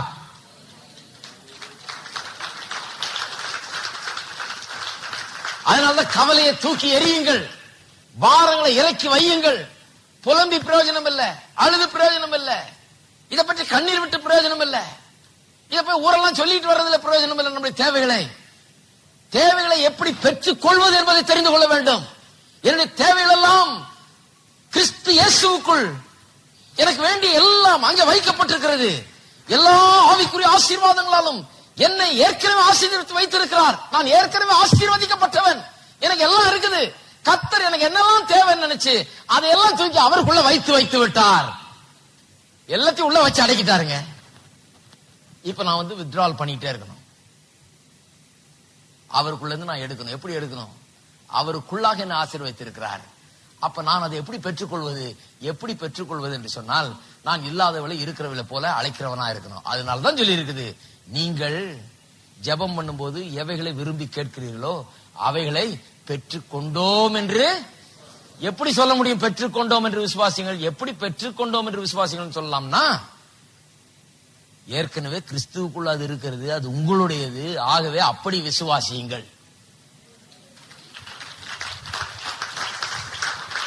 உங்க கையில இல்ல, ஆனால் அது உங்களுடையது. இது உங்க தாத்தா பேங்க்ல வச்சுட்டு போன மாதிரி. அது எங்க இருந்தா அது என்னுடையது. இல்லங்க நான் இன்னும் கையில பாக்கலங்க, அதை கையில தொடலைங்க, கண்ணுல பாக்கலங்கன்னா கூட அது என்னுடையது. எங்க தாத்தா சொல்லிட்டு போயிருக்காரு, உனக்குன்னு போட்டு வச்சிருக்கேன். அப்ப அது என்னுடையது. உங்க தாத்தா 10 லட்சத்தை பேங்க்ல போட்டு, தம்பி உனக்கு 10 லட்சம் வச்சுட்டு போயிருக்கேன், எழுதி எல்லாம் பக்காவா வச்சுட்டு போயிருக்கேன், இந்த பேங்க்ல இந்த இடத்துல இருக்குதாக்கும் அப்படின்னு சொன்னா ஊரெல்லாம் போய் சொல்லிட்டு வந்துட மாட்டீங்களா? 10 லட்சம் கரெக்டா இருக்குதுங்க. எனக்கு யாரு சொன்னாங்க? தாத்தா சொன்னாரு. எங்க காமி பார்க்கலாம், காமி இன்னும் பேங்க்ல இருக்குதுங்க, போய் அதுக்கெல்லாம் டாக்குமெண்ட் எல்லாம் அது பண்ணி லாயர்லாம் வச்சு எல்லாம் பண்ணி கரெக்டா வாங்கினாத. அப்புறம் எப்படி உன்னதுன்னு சொல்ற? இல்லாதப்ப உன்னுடையது எப்படி சொல்லலாம்? இல்ல டாக்குமெண்ட் சொல்லுது என்னுடையதுன்னு, ஆனாலும் என்னுடையது. வாங்குறது ஒரு ப்ரொசீஜர், அவ்வளவுதான். வாங்குறதுக்கு நான் ஒரு வக்கீல பிடிக்கணும், வாங்குறதுக்கு சில டாக்குமெண்ட் எக்ஸிக்யூட் பண்ணணும், வாங்குறதுக்கு முறையா சட்டப்படி போய் அந்த பேங்க் அப்ரோச் பண்ணி, எங்க தாத்தா போயிட்டாருங்க, நான் தான் இருக்கிறேன், எழுதி வச்சுட்டு போயிருக்கிறாரு, எனக்கு கொடுங்க, நான் தான் வாரிசுதாரர் போய் கரெக்டா போய் அதுக்குரிய டாக்குமெண்ட் கொண்டு போய் காமிச்சு நிரூபிச்சு முறைப்படி வாங்கணும். நான் சொல்லுகிறேன், எனக்கு கிறிஸ்து தம்முடைய மரணத்தின் மூலமாக, பாடுகள் மூலமாக, ரத்தம் சிந்துதல் மூலமாக, உயிர்த்தெழுதல் மூலமாக சம்பாதித்த அனைத்தையும் எனக்கென்று வைத்திருக்கிறார். அதை நான் பெற்றுக்கொள்றதுக்கு ஒரு முறை இருக்குது. அப்ப நான் என்னுடையது எனக்கு உண்டா இருக்குது நம்புறதுல தப்பே கிடையாது. சிலர் சொல்லுவாங்க, அது எப்படி பிரதர் சொல்லலாம்? சுகமாகறதுக்கு முன்னாலே நான் சுகமானேன்னு சொல்லலாமா? இதெல்லாம் பித்தலாட்டம் இல்லையா? இருக்கிற சுகத்தை இல்லைன்னு சொல்றதுதான் பித்தலாட்டம். வேதம் சொல்லுது, அவருடைய தழும்புகளால் நீங்கள் குணமானீர்கள். ஏன் குணமானீர்கள் சொல்லி இருக்குது? 1 பேதுரு 2:24 ஏன் குணமானீர்கள் பாஸ்ட் டென்ஸ்ல சொல்லி இருக்கு? நீங்க சொல்லுங்க பாப்பலாம். நீங்க தான் குணமாகலையே, ஏன் குணமானேன்னு எழுதி இருக்குது? ஏன் குணமானேன்னு எழுதி இருக்குதுன்னா அது எல்லாம் கிறிஸ்து இயேசுக்குள்ள வச்சு அடிச்சுட்டு போயிட்டாரு. இது உங்களுடையது, சுகம் உங்களுடையது. நீங்க என்றைக்கு இது என்னுடையது என்று நம்புகிறீர்களோ அன்றைக்கு உங்களுடையதாக அது ஆகும். இல்லைன்னா அவ்வளவு உங்களுடையதா இருந்தாலும் நம்ம ஒரு ஏழை பரதேசி போல இருந்துட்டு இருக்க வேண்டியதுதான். சில கிறிஸ்தவங்க அப்படியே சொல்லிடுறாங்க, நான் ஒரு பரதேசி. நான் பரதேசி இல்ல, தேவன் எனக்காக எல்லாவற்றையும் வைத்து விட்டு போயிருக்கிறார். அதை பெற்றுக்கொள்ள எப்படின்றதையும் நான் புரிந்து வைத்திருக்கிறேன். ஆகவே நான் ஜெபிக்கும் போதே நான் ஒரு காரியத்தை முடிவு பண்ணிட்டேன். நான் என்னத்தை விண்ணப்பம் பண்ணி கேட்டுக்கொள்கிறேனோ அவைகள் எல்லாம் என்னுடையது என்று நான் விசுவாசிக்கிறேன். அது எனக்கு நிச்சயமாய் உண்டாயிருக்கும். பேங்க்ல இருக்குது, தாத்தா எழுதி வச்சுட்டு போயிருக்கிறாரு, டாக்குமெண்ட் இருக்குது. இப்ப நான் அவருக்கு பேரங்கிறத ப்ரூவ் பண்ணணும், அதுக்கு டாக்குமெண்ட் எடுக்கணும், முறையா லெட்டர் எழுதணும், முறையா போய் அப்ரோச் பண்ணணும், அது எடுக்கணும். அவ்வளவுதான் ப்ரொசீஜர் இருக்குது எடுக்கிறதுக்கு. ஆனால் அது என்னுடையதுன்னு நான் சொல்லுவேன், நிச்சயமா சொல்லுவேன். யாருமே சொல்ல முடியாது கையில வர்ற வரைக்கும் உன்னுடையதுன்னு சொல்ல முடியாது பாரு, கிடையாது. அது என்னுடையது, எங்க தாத்தா எனக்கு எழுதி வச்சிருக்காரு, அது என்னுடையதுதான். இருக்கீங்களா? எல்லாரும் சொல்லுங்க, கிறிஸ்து இயேசுவின் மூலமாக தேவனுடைய சகல ஆசீர்வாதங்களும் என்னுடைய நல்வாழ்வுக்காக அவருக்குள்ளாக வைக்கப்பட்டிருக்கிறது. அவைகள் என்னுடையது, என்னுடையது. அப்ப ஜெபிக்கும் போது நீங்கள் எவைகளை கேட்டுக்கொள்வீர்களோ அவைகளை பெற்றுக் கொண்டோம். கொள்வோம் இல்ல, தமிழ்ல கொஞ்சம் திருத்துங்க. ஹலோ, அதுக்கு அத்தனை டிரான்ஸ்லேஷன் வாசித்து காமிச்சேன். பெற்றுக் கொள்வோம்னு விசுவாசிட்டு இருக்காங்க ஜனங்க, அதனாலதான் பெற்றுக்கொள்றதே இல்ல. ஹலோ, இருக்கீங்களா? இல்ல பிரதர் சொல்லி இருக்கு பெற்றுக் கொள்வோம்னு. இல்ல இல்ல, பெற்றுக் கொண்டோம் என்று விசுவாசிங்கள், அப்பொழுது அவை உங்களுக்கு அது உங்களுடையது என்று விசுவாசிங்கள், அப்பொழுதுதான் உங்களுக்கு உங்களுடையது இல்ல. இனிமேதான் கர்த்தர் எல்லாம் ஒர்க் அவுட் பண்ணி என்ன மாதிரி செய்யும் ஆண்டவரே. அவர் ஒன்னும் செய்ய போறது இல்லை, எல்லாம் செஞ்சு முடிச்சு எல்லாம் வச்சுட்டேன்றாரு. வித்ரா பண்ணிக்கோ கரெக்டாங்கிறாரு. வித்ட்ரால் ஸ்லிப் எடுக்க வேண்டியது, கரெக்டா சிக்னேச்சரை போட வேண்டியது, கரெக்டா கொண்டு போய் கொடுக்க வேண்டியது, எப்படி முறையா வாங்கணுமோ அப்படி முறையா வாங்கணும். உங்களுடைய உரிமைகளை, உங்களுடைய ஸ்லாக்கியங்களை முறையாக நீங்கள் செயல்படுத்த வேண்டும். அங்க அதான் ஜெபம். ஜெபம்ங்கிறது ஒரு விளையாட்டு இல்ல பாருங்க.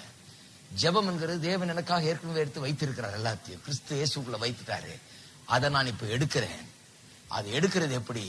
அவர் எப்படி தனக்குள்ள இருந்ததெல்லாம் எடுத்து வெளியே கொண்டு வந்து ஆவிக்குரிய உலகத்தில் இருந்ததெல்லாம் சரீர பிரகாரமான உலகத்திலே வெளிப்படுத்தி காண்பித்தாரோ, அதுபோல எனக்கு இல்லாததை நான் இருக்கிறது போல அழைக்கிறேன். அவர் வெளிச்சம் உண்டாக கிடவது என்று சொல்றது போல நான் இன்றைக்கு என்னுடைய சூழ்நிலையில் நான் சொல்லுகிறேன், பதில்கள் உண்டாக கிடவது, சுகம் உண்டாக கிடவது, விடுதலை உண்டாக கிடவது, ஐஸ்வர்யம் உண்டாக கிடவது, சமாதானம் உண்டாக கிடவது, வெற்றி உண்டாக கிடவது என்று தினந்தோறும் நான் என்ன பண்ணுகிறேன்? இல்லாதவளை இருக்கிறவளை போல அழைத்துக் கொண்டிருக்கிறேன். இல்லாதவளைன்னா பார்க்கிற அளவுக்கு இல்லாதவைகள், ஆனா வேற இடத்துல இருக்குது. அது பார்க்க கூடாத இடத்துல இருக்கிறது. இல்லாதனா ஏதோ இல்லாத நம்ம கூப்பிட்டு இருக்கிறது இல்ல, இருக்கிறது தான் கூப்பிட்டு இருக்கிறோம். ஆனா பார்க்கிற ரீதியில இல்ல, பார்க்க கூடாத உலகத்தில் இருக்கிறது. அவைகளை நான் அழைத்துக் கொண்டிருக்கிறேன். இப்படிதான் பார்க்க கூடாத உலகத்தில் இருந்த எல்லாவற்றையும் கொண்டு தேவன் பார்க்கக்கூடிய உலகத்துல வைத்தார். அவர் எப்படி வைத்தாரோ அதே மாதிரி என்னையும் வைக்க சொல்றார். ஆதலால் நீங்கள் ஜெபம் பண்ணும்போது எவைகளை பெற்றுக் கொண்டோம் என்று விசுவாசித்தீர்களோ, எவ்வளவு பெற்றுக்கொண்டோம் என்று நீங்கள் ஜெபம் பண்ணும்போது எவைகளை கேட்டுக்கொள்வீர்களோ அவைகளை பெற்றுக் கொண்டோம் என்று விசுவாசியுங்கள், அப்பொழுது அவைகள் உங்களுக்கு உண்டாகும். சில சொல்றாங்க, நம்ம ஜெபிக்கிறது ஒண்ணுங்க, கர்த்தர் என்ன தர்றாரோ அவர் ஏதாவது தருவாரு. நாம் என்ன ஜெபிக்கிறோமோ ஜெபிக்கலாம், ஆனா கர்த்தர் தர்றதுதான் தரப்போறார். அப்படி எங்க சொல்லி இல்ல.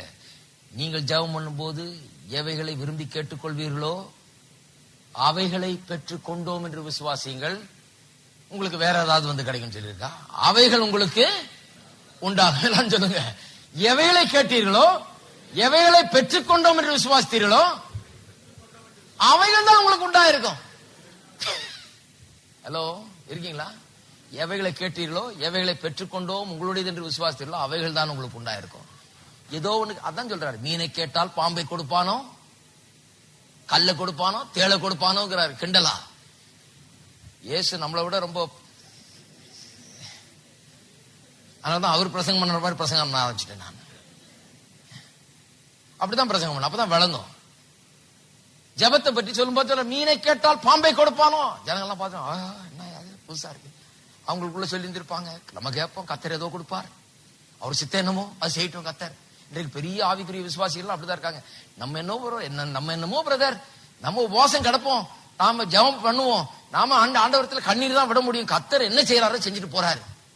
ஏய் அப்பா, அப்படி இருந்தாதான் வாழ்க அற்புதமா இருக்குமே. இன்னைக்கு கத்தர் எதை செய்யறாரோ செஞ்சுட்டு போறாருன்னு விட்டு அவரும் செஞ்சாருன்னா அற்புதமான வாழ்க்கையா இருக்கும். ஏன்னா அவர் நன்மையை மாத்திரம் தான் செய்யறவர், நல்லதை மாத்திரம் தான் செய்யறவர், ஒரு தீமையும் செய்யறவர்ல அற்புதமா இருக்கும்.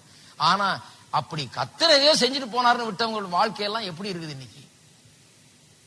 அவங்க என்ன சொல்றாங்க, கத்தர் இப்படிதான் விட்டார் பிரதர், சிலர் அப்படி விடுறாரு பிரதர் அப்படிங்கிறாங்க. எப்படி விடுறாரு? அருமையானவர்களே, யோசித்து பார்க்க வேணும். இதை விசுவாசிப்பதற்கு இன்னும் கொஞ்சம் ஆழமா இன்னொரு காரியத்தை சொல்ற. தீத்து நேரம் ஆயிடுச்சு. தீத்து 1ஆம் அதிகாரம் 2ஆம் வசனம். பிதாவாகிய தேவனாலும் நம்முடைய இரட்சகராய் இருக்கிற கர்த்தராகிய இயேசு கிறிஸ்துவினாலும் கிருபையும் இரக்கமும் சமாதானம் உண்டாவதாக. பொய்யுரையாத தேவன், 3ஆம் வசனம், ஆங்கிலத்தில் 2ஆம் வசனத்தை வரும், தமிழ்ல 3ஆம் வசனம். பொய்யுரையாத தேவன் ஆதி காலம் முதல் நித்திய ஜீவனை குறித்து வாக்குத்தத்தம் பண்ணி அதை குறித்த நம்பிக்கையை பற்றி தேவ பக்திக்கு ஏதுவான சத்தியத்தை அறிகிற அறிவும் விசுவாசம் தேவனால் தெரிந்து கொள்ளப்பட்டவர்களுக்கு உண்டாகும்படி ஏற்ற காலங்களிலே நம்முடைய இரட்சகராகிய தேவனுடைய கட்டளையின்படி எனக்கு ஒப்புவிக்கப்பட்ட பிரசங்கத்தினாலே தமது வார்த்தையை வெளிப்படுத்தினார். அதெல்லாம் விட்டுருங்க. முக்கியமா கவனிக்க வேண்டியது என்னன்னா, இங்க பொய் உரையாத தேவன். எல்லாரும் சொல்லுங்க, பொய் உரையாத தேவன். அப்ப எபேசியர்ல உன்னதங்களிலே கிறிஸ்துவுக்குள்ளே எனக்கு தேவையான எல்லாவற்றையும் இயேசு ஏற்கனவே வைத்து விட்டார். என்னை எல்லா ஆவிக்குரிய ஆசீர்வாதங்களாலும் ஆசீர்வதித்து விட்டார், ஆவிக்குரிய ரீதியில் ஆசீர்வதித்து விட்டார். இந்த ஆவிக்குரிய ரீதியில் இருக்கிறத நான் இப்பொழுது சரீர பிரகாரமான ரீதியில கொண்டு வர வேண்டும். ஆவிக்குரிய விதத்துல பாத்தீங்கன்னா எல்லா விதத்திலும் நான் ஏற்கனவே ஆசீர்வதிக்கப்பட்டிருக்கிறேன். என்னுடைய ஐஸ்வர்யம் எல்லாம் ஃபுல்லா இருக்குது. அங்க இன்னும் ஃபுல்லா வெளியே வரல. இப்போ கொஞ்சம் கொஞ்சமா வித்ட்ராவல் பண்ணிட்டு இருக்கிறேன். எப்ப வேணுமோ அப்ப இருக்குது. டெபாசிட் இதுல இருந்து வித்ட்ராவல் பண்ணிட்டு தான் இருக்கிறேன். ஆகவே நான் இப்ப இருக்கிற கண்ணுல பார்க்கக்கூடிய நிலைமையை வச்சு நான் பேசுறதே கிடையாது. நான் ஏழை பிரதர். அப்ப நீங்க உங்க பாக்குறது தான் பேசுறீங்க. நீங்க வேதம் என்ன சொல்லுது? உங்களுக்கு வேண்டிய எல்லாவற்றையும் உன்னதங்களிலே கிறிஸ்துவுக்குள்ள எல்லாவற்றையும் ஆவிக்குரிய ஆசீர்வாதங்கள் எல்லாம் வைத்து உங்களை ஏற்கனவே ஆசீர்வதித்து விட்டார். அப்ப அங்க கோடி கோடியா சேர்த்து வைக்கப்பட்டிருக்கிறது உங்களுக்காக. அப்போ நீங்க எப்படி பேச வேணும்? நான் ஏழைன்ற பேச்சே வரக்கூடாது. இப்ப புரியுதா நான் எதுக்கு அப்படி பேச சொல்றேன்னு? அப்ப பேசுறதுல அர்த்தமே கிடையாது பாருங்க. அப்ப நான் அதன்படி பேச வேண்டும். நான் இதன்படி பேசல, அதன்படி பேங்க்ல இருக்கிற காசின்படி பேச வேண்டிய. கையில் 5 ரூபா தான் இருக்கு பிரதர், அதனால ஏழைன்னு சொல்லக்கூடாது. பேங்க்ல எவ்வளவு வச்சிருக்கீங்க? ஹலோ, இருக்கீங்களா? அப்ப பாருங்க, பொய்யுரையாத தேவன். நானா எழுதின எபேசியர் 1:3. நான் சொல்லுகிறேன், உன்னதங்களிலே கிறிஸ்து இயேசுக்குள்ளாக எனக்குரிய ஆசீர்வாதங்கள் எல்லாவற்றையும் ஆவிக்குரிய ரீதியில கர்த்தர் வைத்து என்னை ஆசீர்வதித்து விட்டார் என்று யார் சொல்லுகிறது? பொய்யே உரைக்காத தேவன் சொல்லி இருக்கிறார். அதை நான் நம்புகிறேன். இத்தனை வருஷமா நம்பி இருக்கிறேன். அவர் ஒருபோதும் அதை பொய்யாக்குனது கிடையாது. அவர் பொய்யே உரைக்காத தேவன். இதை இத்தனை வருஷமா நம்பி நல்லாதான் இருக்கிறேன். இனிமேலும் நான் நம்ப போறேன். சொல்ல தர நான் அதை நம்ப முடியாதியா? இந்த பிரசங்கம்லாம் நான் நம்ப மாட்டேன். நம்மளா போங்க. நான் தான் சொல்றேன் உங்களுக்கு. நீங்க நம்மளா போங்க. உங்களை யார் நான் நம்ப வைக்கிறதுக்காக நான் சொல்லல. நீங்க நம்புனீங்கன்னா உங்களுக்கு நல்லது. நான் சொல்லி என் கடமையை முடிச்சுக்கிறேன். நான் சொல்லுகிறேன், இதை நம்புறேன். இதை நம்புகிற ஒரு மனுஷனும் கெட்டு போவதில்லை. கிறிஸ்து இயேசுக்குள் எனக்காக எல்லாவற்றையும் தேவன் வைத்து விட்டார். நான் ஆசீர்வதிக்கப்பட்டவன் என்று நம்புகிறேன். ஜெபிக்கும் போது நான் கேட்கிற ஒவ்வொரு காரியமும் என்னுடையது என்பதை நான் விசுவாசித்து தான் ஜெபிக்கிறேன். ஏற்கனவே என்னுடையது தான் நான் வித்ட்ரா பண்ணிட்டு இருக்கிறேன். அது என்னுடையது நான் விசுவாசிக்கும் போது அது என்னுடையதாகிறது. பேங்க்ல போகும்போது உங்க தாத்தா வச்சுட்டு போயிருக்காருன்னு சொன்னேன் இல்லையா? போயிட்டு வச்சுட்டு போயிருக்காருங்க, சந்தேகமா இருக்கு, என்னதான் பாருங்க அப்படின்னு அது ஒரு டிலே ஆகும். கொஞ்சம் உங்களை ஆளை பார்த்தவொடனே சந்தேக கேஸ் மாதிரி இருக்கு. என்னுடையதுன்னு சரியா கேட்க மாட்டேங்கிறாரு. பாருங்க, என்னுடையதா என்னன்னு தெரியலங்க, என் பேர் இதுங்க, நான் என் பேரை கொண்டு இன்னும் 2 பேர் இருக்கிறாங்க எங்க வீட்லயே. இப்படி எல்லாம் போட்டு குழப்ப கூடாது. நான் தான் போய் அடிச்சு சொல்லணும். அங்க நான் தான் அவரு. என் பேரை வச்சு 10 பேர் கூட இருக்கலாம், அதை பற்றி இல்ல, யார் யாரோ பேர் வச்சுக்கலாம். ஆனா நான் தான் அந்த ஆளு. அவர் எங்க தாத்தா தான், அது ஏன் காசு தான், இந்த டாக்குமெண்ட் பிடி, காசை கையில கொடுன்னு கேட்டாதான் கிடைக்கும். நான் சொல்லுகிறேன், என்னுடையதுன்னு என்னைக்கு நீங்க விசுவாசிக்கிறீங்களோ அன்னைக்குதான் உங்களுக்கு அது கிடைக்கும், கையில கிடைக்கும். அப்ப பொய்யுரையாத தேவன் சொல்லிட்டாரு, நான் நம்பிட்டேன், நீங்க நம்பினீர்கள் என்றால் நீங்களும் நன்றாயிருப்பீர்கள். நான் சொல்லுகிறேன், இதை நம்பினவர்கள் ஒருபோதும் கெட்டு போவதே கிடையாது. திருப்போம் எபிரேயர் 6, கடைசியாக அதை வாசித்து முடிக்கிறேன். எபிரேயர் 6 13ஆம் வசனம். ஆபிரகாமுக்கு தேவன் வாக்குத்தத்தம் பண்ண போது ஆணையிடும்படி தம்மிலும் பெரிய ஒருவரும் இல்லாதபடினாலே தமது பேரிலே தானே ஆணையிட்டு, நிச்சயமாக நான் உன்னை ஆசீர்வதிக்கவே ஆசீர்வதித்து உன்னை பெருகவே பெருக பண்ணுவேன் என்றார். தேவன் ஆபிரகாமுக்கு வாக்குத்தத்தம் பண்ணுகிறார், ஆசீர்வதித்து பெருக பண்ணுவேன். எல்லாம் சொல்லுங்க, பெருக பண்ணுவேன். பெருக்கம். டிவியில பேச போறேன் பாருங்க, அடுத்த 10 வாரத்துக்கு பெருக்கம் தான். பெருக்கம் பெருக்கம் எல்லாம் கத்துற வரைக்கும் பெருக்கத்தை பேச போறேன், விடுறதில்லை.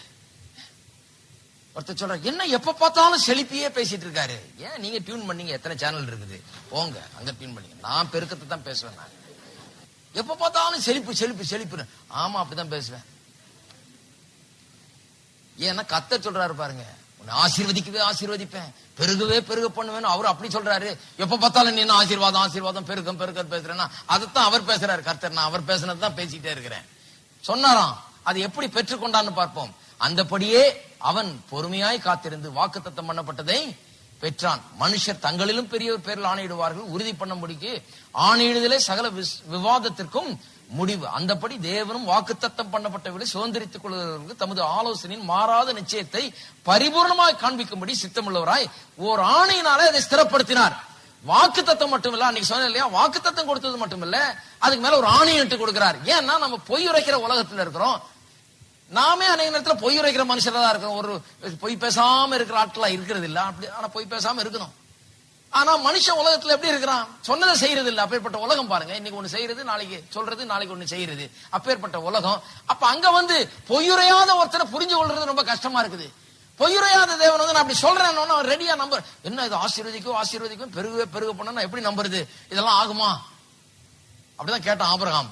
வாக்குத்தத்தம் பண்ணும்போது அவனால் நம்ப முடியல. என்ன அது, சாரால் நகைக்கிறாள், சிரிக்கிறாள், என்ன அது, என்ன அப்படி சொன்ன அப்படின்னு. அவங்களால இது நிச்சயமா நடக்கும்ங்கிறத நம்ப முடியல. நான் சொல்லுகிறேன், இன்னைக்கும் விசுவாசிகளுக்கு அல்லது அநேக கிறிஸ்தவர்களுக்கு தேவனுடைய வாக்குத்தத்தம் அப்படியே அவர் செய்வார்ன்றத நம்பது ரொம்ப கஷ்டமா இருக்குது. ஏன்னா பொய் உரைக்கிற உலகத்துல இருக்கிறாங்க, பொய் பேசுகிற மனுஷர்கள், அல்லது சொன்னதை நிறைவேற்றாத மனுஷர்கள் மத்தியில வாழ்றோம் நம்ம.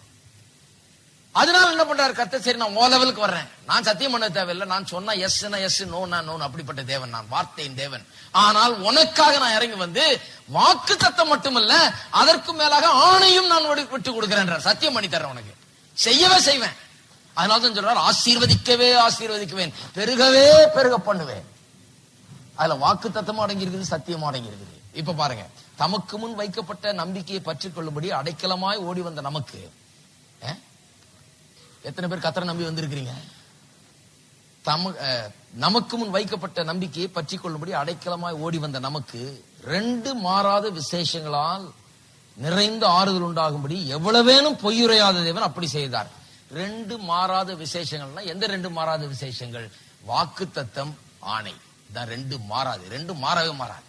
அவர் வாக்கு தத்தமும் மாறாது, அவருடைய ஆணையும் மாறாது, அவருடைய வார்த்தை மாறாது. வாக்கு பண்ணி இருக்கிறார், ஆணை ஏற்று கொடுத்திருக்கிறார். இந்த 2 மாறாத விசேஷங்கள்னால், இந்த 2 காரியங்கள்னால் அவரை நம்பி வந்திருக்கிற நமக்கு, அடைக்கலம் தேடி வந்திருக்கிற நமக்கு, கர்த்தரை நம்பி வந்திருக்கிற நமக்கு என்ன பண்றாரு?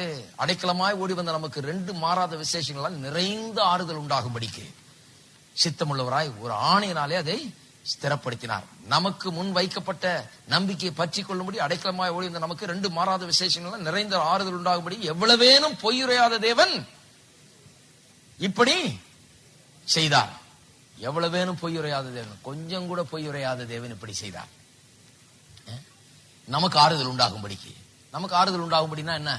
நாம் கேட்கும் போதே இது நம்முடையது என்கிற ஆறுதல் நமக்குள்ள இருக்குது. இது என்னுடையது இல்லைன்னு நான் சொல்லவே மாட்டேன், இது என்னுடையதுதான். நமக்கு ஆறுதல் உண்டாகும்படிதான் வாக்குத்தத்தங்கள் அப்படி கொடுக்கப்பட்டிருக்கு. அடுத்த வசனம், அந்த நம்பிக்கை நமக்கு நிலையும் உறுதியும் திரைக்குள்ளாக போகிறதுமான ஆத்தும நங்கூரமாயிருக்கிறது. என் ஆத்மாவுக்கே நங்கூரமா இருக்குது, அசைக்க முடியாத அளவுக்கு. நங்கூரம்னா என்ன? கப்பலை போய் நிறுத்தி அந்த இடத்த போட்டா என்ன காத்து என்ன புயல் அடிச்சாலும் அதை ஒண்ணு தள்ளிட்டு போக முடியாது, ஏன்னா அது அங்க நிக்குது. நங்கூரம் போட்டு நிறுத்தப்பட்டிருக்கிறது. என்னுடைய ஆத்துமாவின் நங்கூரமாக அவருடைய வாக்கு தத்தமும் மாறாத வாக்கு தத்தமும் அவருடைய ஆணையும் என்னை அசைக்க முடியாத நிலையில இதெல்லாம் என்னுடையது என்று எனக்கு நம்பிக்கை ஊட்டி அப்படியா என்னை வைத்திருக்கிறது. எது வரைக்கும்? நான் அதை பெற்று அனுபவிக்கிற வரைக்கும் நான் அசைக்கப்படாதபடிக்கு நான் அதில் உறுதியா இருக்க முடிகிறது. இருக்கீங்களா?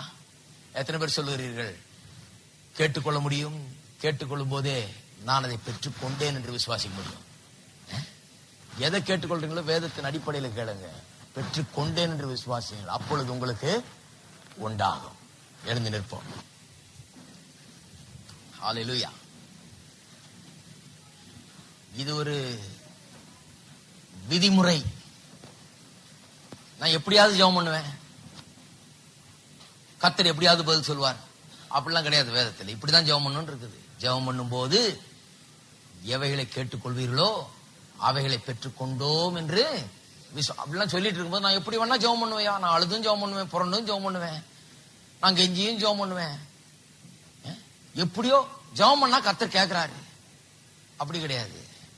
அவர் நினைச்சதை செய்யறாரு அப்படி கிடையாது. கர்த்தர் சொல்றாரு, நீங்கள் ஜெபம் பண்ணும் போது எவைகளை விரும்பி கேட்டுக்கொள்கிறீர்களோ அவைகளை பெற்றுக் கொண்டோம் என்று விசுவாசியுங்கள், அப்பொழுது அவைகள் உங்களுக்கு உண்டா. இதான் ரூல்.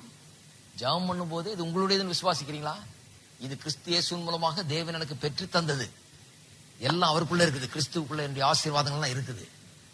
இப்ப நான் இருக்கிற ஆசீர்வாதத்தை தான் நான் இப்போ கேட்கிறேன். என்னுடையதை தான் நான் கேட்கிறேன். பேங்க்ல போய் என்னுடைய பணத்தை நான் வித்ட்ரா பண்ற மாதிரி என்னுடையதான் நான் கேட்கிறேன். ஆகவே பெற்றுக்கொள்வேனா கொள்ள மாட்டேனா? நிச்சயமா. எந்த பேங்க்லயாவது உங்க பணத்தை கேட்டு கொடுக்க மாட்டேனாங்களா? சீட்டு கம்பெனில வேணா பண்ணலாம். இது ரியல் பேங்க். இது எல்லா பேங்கை விட பெரிய பேங்க், அழியாத பேங்க்குங்க. நிச்சயமா உண்டு. எல்லாரும் கையில ஊத்தி கர்த்தரை ஸ்தோத்திரிப்போம். ஹல்லேலூயா. ஸ்தோத்திரம், ஸ்தோத்திரம். எல்லாரும் கரங்களை உயர்த்தி சொல்லுங்கள். நான் ஜெபம் பண்ணும்போது எவைகளை விரும்பி கேட்டுக்கொள்கிறேனோ அவைகள் என்னுடையது என்று நான் விசுவாசிக்கிறேன். கிறிஸ்து இயேசுவுக்குள் சகல ஆசீர்வாதத்தினாலும் ஆவிக்குரிய ரீதியில தேவன் என்னை ஏற்கனவே ஆசீர்வதித்திருக்கிறார். எனக்கு எல்லாம் உண்டாயிருக்கிறது. சகலமும் கிறிஸ்து இயேசுவுக்குள் எனக்காக வைக்கப்பட்டிருக்கிறது.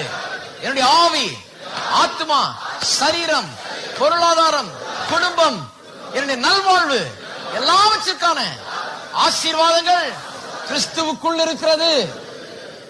அது என்னுடையது. ஹல்லேலூயா.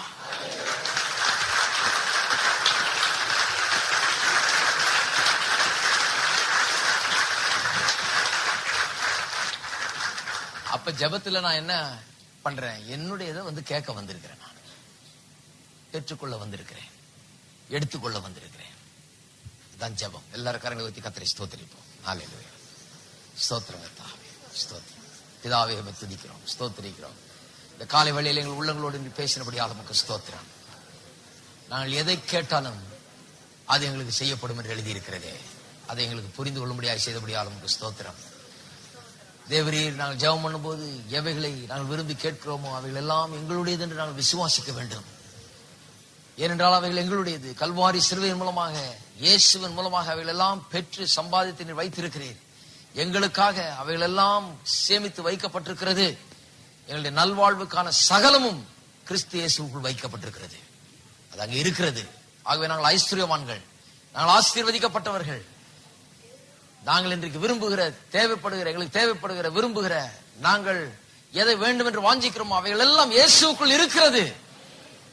எங்கள் ஜபங்கள் அதை எடுத்துக்கொள்கிற ஜபங்களா இருக்கட்டும். இயேசுவின் நாமத்திலே அந்த எண்ணத்தோடு ஜனங்கள் வரட்டும். இந்த விதத்தில் ஜெபம் பண்ணட்டும். ஒவ்வொரு முறையும் பதிலை பெற்றுக் கொள்ளட்டும் கர்த்தாவே. வெற்றி வாழ்க்கை ஒவ்வொருவருக்கும் உண்டாயிருக்கட்டும். ஒவ்வொருவரும் தங்களுடைய வாழ்க்கையில அபார வெற்றிகளை காணட்டும், முன்னேற்றங்களை காணட்டும். ஒவ்வொரு நாளும் ஜெபித்து கேட்டு பெற்றுக் கொள்கிறவர்களாக இருக்கட்டும். கேட்கிறவர்கள் அத்தனையும் பெற்றுக் கொள்கிறவர்களாக இருக்கட்டும். ஒவ்வொருவரும் கேட்கிற எவனும் பெற்றுக் கொள்கிறான் எழுதியிருக்கிறதே. இந்த இடத்தில் இருக்கிற ஒவ்வொருவரையும் குறித்து அப்படி சொல்லி இருக்கிறது நாங்கள் விசுவாசிக்கிறோம். கேட்கிற எவரும் பெற்றுக்கொள்ள முடியும். உள்ளத்தில் ஆழமாய் பதியட்டும் கர்த்தாவே. வாழ்க்கையில் மாற்றப்படட்டும். உமக்கே கனமாய் மித்துதி அவற்றை செலுத்துகிறோம். இயேசுவின் நாமத்திலே ஜெபிக்கிறோம். ஆமென். நம்முடைய கர்த்தராகிய இயேசு கிறிஸ்துவின் கிருபையும் பிதாவாகிய தேவனுடைய அன்பும் பரிசுத்த ஆவியானவருடைய ஐக்கியம் நம் அனைவரோடும் இன்றைக்கும் என்றைக்கும் இருப்பதாக. ஆமென். இந்த பாடலை பாடுவோம், பிறகு நாம் கலைஞர் செல்வோம். கர்த்தரின் இரத்தத்தால் மீட்பை பெற்றேன், மீட்பினை பெற்றதால் ஸ்தோத்தரிப்பேன். பாவத்தின் சங்கிலிகள் நொறுங்க மீட்பினை பெற்றேன், நான் ஸ்தோத்தரிப்பேன். மாபெரும் மாறுதலை நான் என் வாழ்விலே கண்டேன், கழிப்பேன், கொண்டாடுவேன். பாவத்தின் கட்டின்று தேவன் விடுவித்தார். மாறுதலை நான் என் வாழ்விலே கண்டேன், கழிப்பேன், கொண்டாடுவேன். பாவத்தின் கட்டி நின்று